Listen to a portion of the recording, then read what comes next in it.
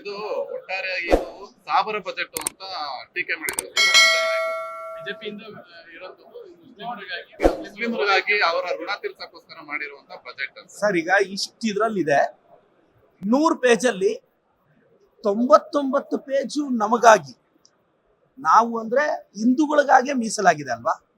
ಒಂದು ಪೇಜ್ ಅವರು ಮೀಸಲಿಟ್ರೆ ಅಶೋಕ್ ಅವರು ಒಂದು ಕಡೆ, ಛಲವಾದಿ ನಾರಾಯಣ ಸ್ವಾಮಿ ಅವರು ಒಂದು ಕಡೆ ಬಾಯ್ ಬಡ್ಕೊಂತಾ ಇದ್ದಾರೆ.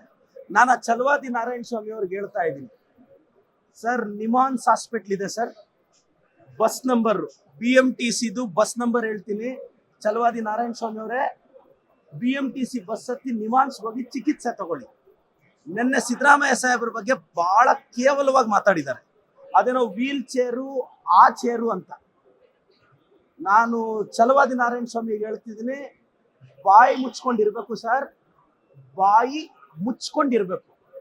ನಮ್ಮ ಪಾರ್ಟಿಯಲ್ಲಿದ್ದಾಗ ನಮ್ಮ ಬಕೆಟ್ ಹಿಡಿದು ಬಕೆಟ್ ತುಂಬಿಸ್ಕೊಂಡು ನಿಮ್ಮ ತೆವಲು ತೀರದೆ BJPಗೆ ಹೋಗಿ ನ್ಯಾಷನಲ್ ಲೀಡರ್ಸ್ ಅಟೆನ್ಷನ್ ಗ್ರ್ಯಾಪ್ ಮಾಡಕ್ಕೆ ನೀವು ಆಡ್ತಿರೋ ಕಿತ್ತೋಗಿರೋ ಆಟ ಇದು. ಐಡಿಯಾಲಜಿಕಲಿ ಒಂದು ವಿಪಕ್ಷ ನಾಯಕ ಹಿಂಗ ಬಿಹೇವ್ ಮಾಡೋದು ಅಲ್ರಿ. ನಮ್ಮ ಸಿದ್ದರಾಮಯ್ಯ ಸಾಹೇಬ್ರನ್ನ ಅಷ್ಟು ಕೇವಲವಾಗಿ ಏನೋ ಒಂದು ಅಣುಕು ಪ್ರದರ್ಶನ ಮಾಡುವಾಗ ಬಹಳ ಕೆಟ್ಟದಾಗಿ ಮಾತಾಡಿದೆ ಈ ಮನುಷ್ಯ. ನಮಗೇನು ಭಾಷೆ ಬರಲ್ಲ ಅಂತೇನಿಲ್ಲ ಛಲವಾದಿ ನಾರಾಯಣ ಸ್ವಾಮಿ ಅವರೇ, ನಮಗೂ ಚೆನ್ನಾಗಿ ಭಾಷೆ ಬರುತ್ತೆ.